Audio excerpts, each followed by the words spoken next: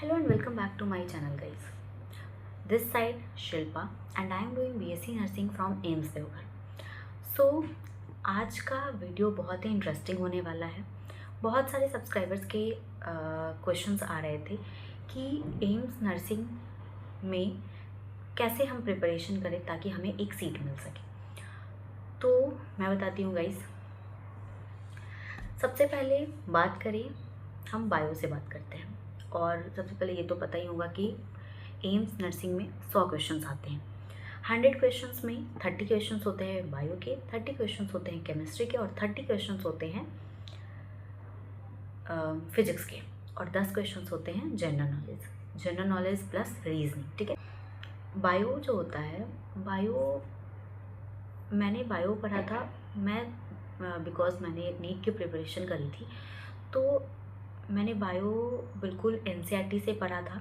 NCERT की lines मुझे बिल्कुल ऐसे याद हुआ करती थी.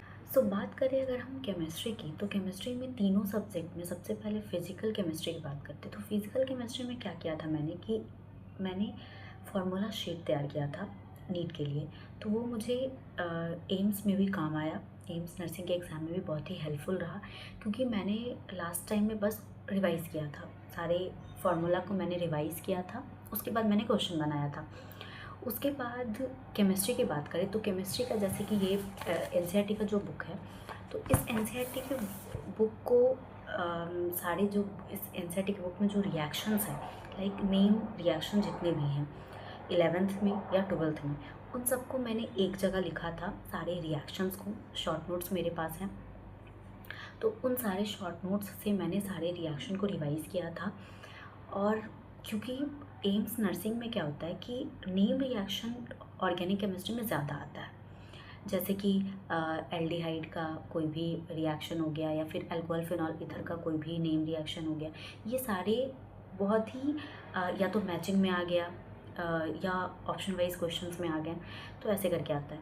उसके बाद अगर हम इनऑर्गेनिक केमिस्ट्री की बात करें तो ये इनऑर्गेनिक केमिस्ट्री में 2-3 चैप्टर जो होते हैं जैसे कि coordination compound, D and F block, ये सारे जो चैप्टर्स है वो बहुत ही मतलब हाई वेटेज रखने वाले चैप्टर्स है. तो इनको एनसीईआरटी से बिल्कुल पढ़ के, क्योंकि जो भी एनसीईआरटी में जो एग्जाम्पल्स होते हैं, जो भी कोऑर्डिनेशन कंपाउंड में जो भी कॉम्प्लेक्स होते हैं, वो एज इट इज़ एग्ज़ाम्स में दिखते हैं.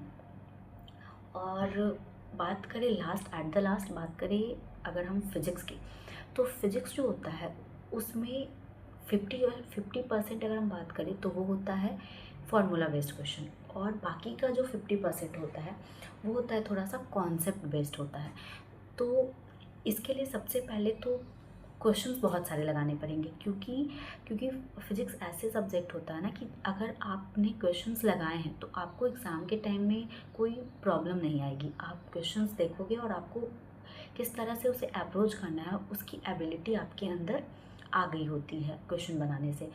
तो सबसे पहले उसमें आप क्या करना कि आप एक फार्मूला शीट बनाना जिसमें कि सारे फार्मूला लिखना, ताकि आपको फार्मूला बेस्ड अगर कोई क्वेश्चन आता है तो आपसे वो ना छूटे.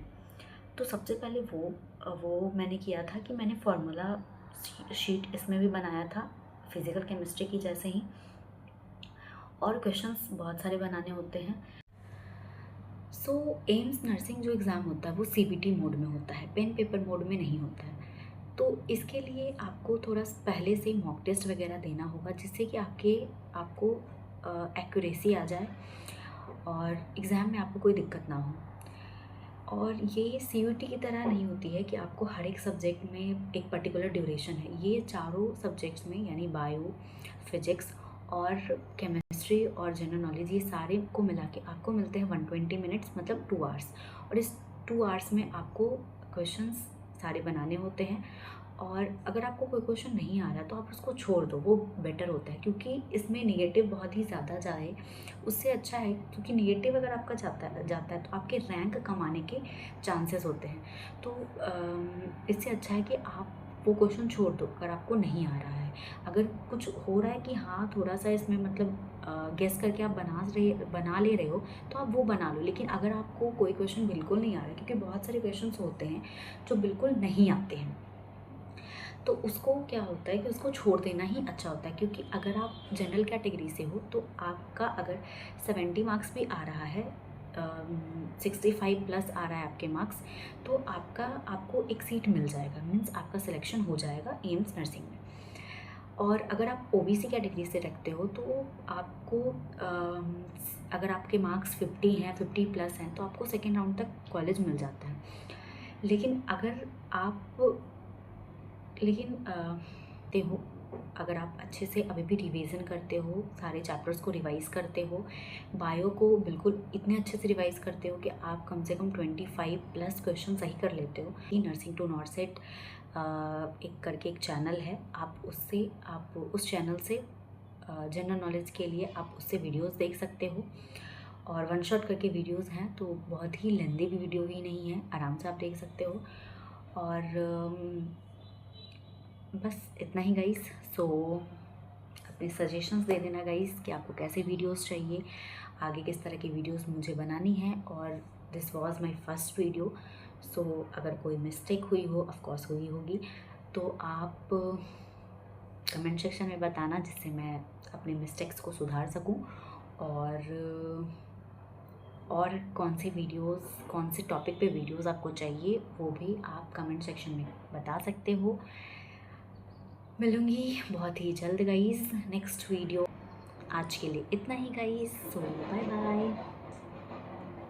Like, share and subscribe to my channel and comment down your any type of questions, your any suggestion. That's all. Thank you.